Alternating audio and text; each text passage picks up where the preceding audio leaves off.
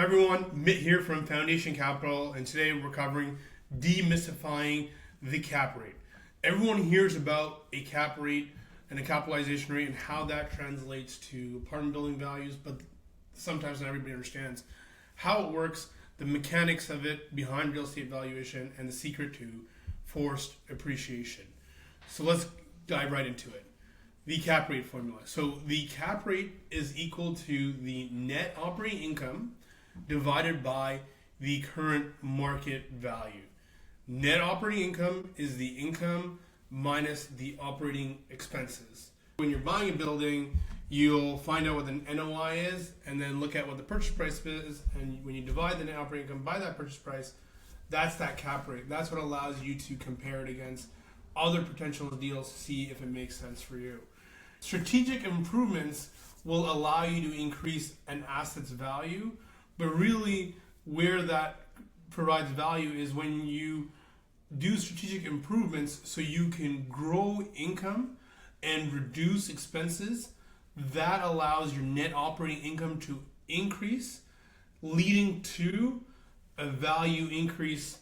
When you change the cap rate formula around by increasing net operating income, you drive the market value of the building higher without any impact as it relates to the cap rate. If the cap rate also compresses, which means it goes down, because it's now equivalent to a brand new asset or an asset that's in higher demand, that will cause the asset value to go up outside of the income increasing as well. So what we do at Foundation Capital Private Real Estate Trust is we focus on improving that income and reducing those expenses to push the value of the asset up. If cap rates also happen to compress because there's a lot more demand in the market for the asset, that's a bonus, but that's not what we focus on. And it's that forced appreciation, that's the secret. Strategic improvements that increase net operating income directly impact the property value. And by raising income and controlling expenses, the cap rate compresses, leading to significant value creation. The key takeaway is if you control the net operating income, you control the valuation of the property. The capitalization rate or the cap rate is an essential gauge that tells investors which way the market is going. It serves as a baseline for evaluating investment potential and comparing different assets.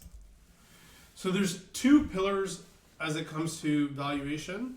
A cap rate is simply the relationship between two specific numbers. You've got one, the annual net operating income or the NOI, and the cost of the property.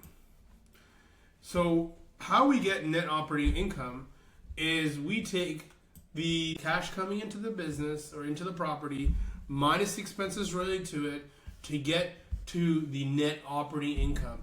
Businesses have net operating income, real estate properties have net operating income, and as it outlines here, so does the U.S. government. So everybody has a net operating income to determine the underlying value. So where does the inflow come from? So income comes from different places depending on the asset class, and it's driven largely by market cycle and occupancy rates. The space that we focus on at Foundation Capital Private Real Estate Trust is the multifamily space where you have tenants and residents paying rents. This is typically one of the most stable assets because whether you're in a recession or not, you need a place to live. As it relates to self-storage, you've got monthly storage fees. This is a newer type of asset that has come into the market over the last few decades where people have excess things that they need to store. This has been very popular and people continue to focus on because there's a lot less friction than dealing with tenants and it's pretty passive. And so you're seeing a lot more self-storage sites come online as well. But again, if people are in a tough economy and they don't have money, they'll downsize and put stuff in self-storage. But for those who can't afford anything, they'll just get rid of things to save that cost as well. Retail stores are everything you know, where they're selling goods or food, your bakery to your coffee shop to your local hardware store. That's typically called retail. Retail has been declining over the years and there's been a change in how retail works. in the market. Depending on how the economy is doing, this asset fluctuates quite a bit in regards to cap rates. And then we come to commercial. So that's really office space that it's covering here. But sometimes that could include some industrial items as well. But I would say industrial is more your self-storage, where it's like warehouse and stuff like that, versus this is this office where people are working. The pandemic had a really large impact on commercial spaces because people couldn't really congregate. You've had a lot of vacancies. There's been a lot of push for return to office by a lot of organizations. However, commercial continues to take a beating, which is why a lot of cities in Ontario have provided incentives to convert excess office into residential. It's a whole challenge with that, but some people seem to do it. So what are the expenses that come into place? So in multifamily residential properties, we've got our standard expenses as it relates to property tax, insurance, utilities, repairs, and maintenance. But as it relates to retail and some of these other areas of business, you'll have things like marketing costs that come into play, as along with payroll for some employees that you might need on site to manage them. So again, most typical expenses are marketing costs, insurance, utilities, payroll, property taxes, and management fees. When you calculate the cap rate, you take that annual net operating income and you divide it by the property value or cost to get to the cap rate. So real world example, if the property is worth $1 million, but it's generating net operating income of $100,000, divide by 100 by the million, and you get 10%. So the property was purchased at a 10% cap rate. So from the investor mindset, smart investors look for properties where they can actively manipulate the foundational numbers. And what we mean by that is where we can grow that income and save on expenses. Buy where rents and prices have room to move, where things are trading below replacement value, where previous landlords haven't increased the rents in their properties.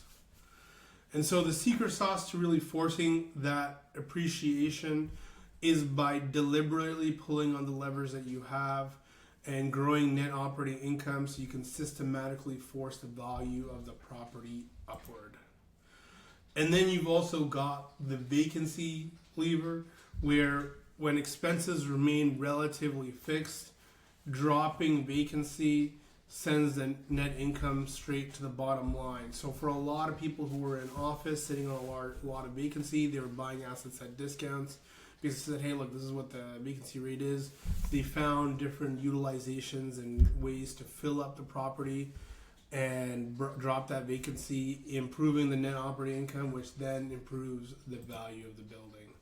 So the golden rule of buying and the foundational strategy for entering any investment is to buy at the right and typically higher cap rate so that you do have quite a bit of cash flow. Usually if it's a lower cap rate, it's not cash flowing as much, but really on the multifamily side of things, that changes a little bit because, it's typically trading at a lower cap rate because the rents haven't been lifted and there's an opportunity to do so. So you got to see how you apply cap rates depending on the asset class.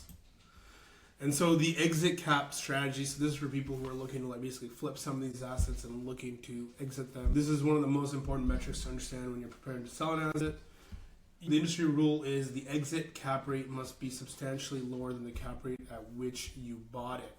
So if you've got asset, again, that is trading at a higher cap rate, that's because people don't typically want it. There's less demand for it. So then you're buying it, you're doing those improvements, and you're creating it to become valuable because it's now generating even more money, and now somebody else will want to buy it from you. The goal, the name of the game is to try to drop that cap rate down by increasing the demand for the property, which then pushes the value of the property up as well. So as we covered here, the mastering the metrics, the entire real estate game is evaluating cap rates properly, systematically growing net operating income, and executing a lower exit cap rate. So you got to buy right, grow the net operating income, and sell at a lower exit cap, or you can keep it at the same cap. For me, I like to just do the math and see if whatever I buy it for, after I am able to force the rents up through renovations, can I push the value of the building up? If that makes sense, then great, we'll do the deal. And it's obviously got to make sense to make the returns for our investors and for what we're targeting. So if you have any more questions on how to calculate cap rates, how to do any of these assessments on net operating income, or you don't want to really do all this because it seems a little bit complicated and you just want to invest passively, visit www.foundationcapital.ca. Get in touch to learn more about multifamily investing and cap rates. If you've enjoyed this video, click the subscribe button and follow along for more videos like this.